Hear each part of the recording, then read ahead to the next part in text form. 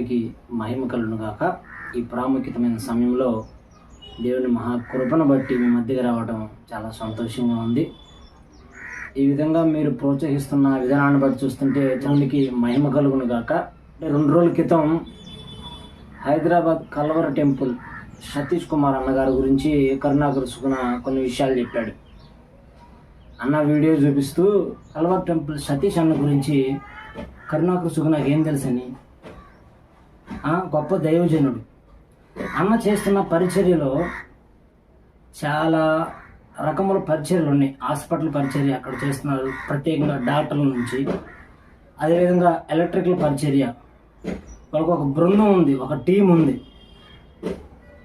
అనేకమైన పరిచర్య విధానాలు అక్కడ జరుగుతున్నాయి.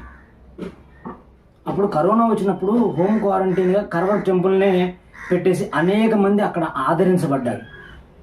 కరుణాకర్ సుగుణకి ఏం తెలుసని, సతీష్ కుమార్ అన్న చిటికన వేలు గోరుబడి సరిపాడు కరుణాకర్ సుగుణ అన్నను గురించి మాట్లాడుతున్నాడు. ఒకసారి గమనించండి. ఈ విధంగా క్రైస్తవులపై దుమ్మెత్తి పోస్తున్న ఈ కరుణాకర్ సుగుణపై అందరూ మాట్లాడండి, అందరూ చర్య తీసుకోండి, వీడియోలు పోస్ట్ చేయండి, కరుణాకర్ సుగుణకు బుద్ధి చెప్పండి. సతీష్ కుమార్ అన్న పరిచర్య మంచి పరిచర్య, చాలా గొప్ప పరిచర్య చేస్తా దేవుని మహిమకరంగా ఉన్నాడు. వాక్యంలో ఉన్న ప్రతి ఒక్క దాన్ని కూడా కరుణాకర్ సుగుణకు తెలిసింది ఏంటంటే వక్రీకరించటం. ఇది వాక్య అసత్యం, ఇది సత్యము కాదని తనకి ఎన్ని విధాలుగా చెప్పినా తనకి నేర్చుకున్నది ఒక్కటే, వక్రీకరించడం నేర్చుకున్నాడు. గమనించాలి. తను అంటాడు, మీరు ఎన్ని మాటలైనా నన్ను తిట్టనే, ఎంతైనా మీరు నన్ను అననే, నేను వీడియోలు చేయటం మానను అంటాడు. బైబిల్ గ్రంథాన్ని దూషిస్తూ, క్రైస్తవుల్ని దూషిస్తూ, పాస్టర్లను దూషిస్తూ, వాళ్ళు యూట్యూబ్ సంపాదన మీద ఆశ కలిగిన వాళ్ళు.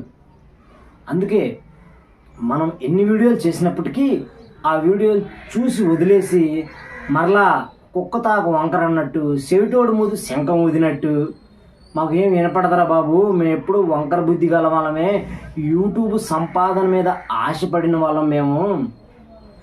2 రోజుల క్రితం కొన్ని వీడియోస్ నేను మాట్లాడుతూ చెప్పాను, 5వ గ్రంథాల్లో ఉన్న సత్యాన్ని బోధించునన్నా, ఆ బోధించడంలో సత్యం ఉంటే అవసరమైతే మేము కూడా ఫాలో అవుతాం. మీలోనే మీకు తెలియదు దాంట్లో ఉన్న సత్యం గురించి. అసలు సత్యం అనేది దాంట్లో ఉంటే మీరు చెప్పేవాళ్ళే, కానీ సత్యము లేదు కాబట్టే కదా మీరు సత్యమైన బైబిల్ గ్రంథాన్ని దూషిస్తూ, సేవకులను దూషిస్తూ, యేసు ప్రభు వాళ్ళని దూషిస్తున్నారు. యేసు ప్రభు చేసినట్టు త్యాగం వాళ్ళ గ్రంథంలో ఎవరైనా చేసినట్టు ఉంటే చూపించమనండి. నిజమైన దేవుడు యేసు ప్రభు మాత్రమే. సత్యం పక్షాన పోరాడండి, నిలబడండి, గెలవండి. దేవుని కృప మీ అందరికీ తోడై ఉండును గాక. ఆమేన్.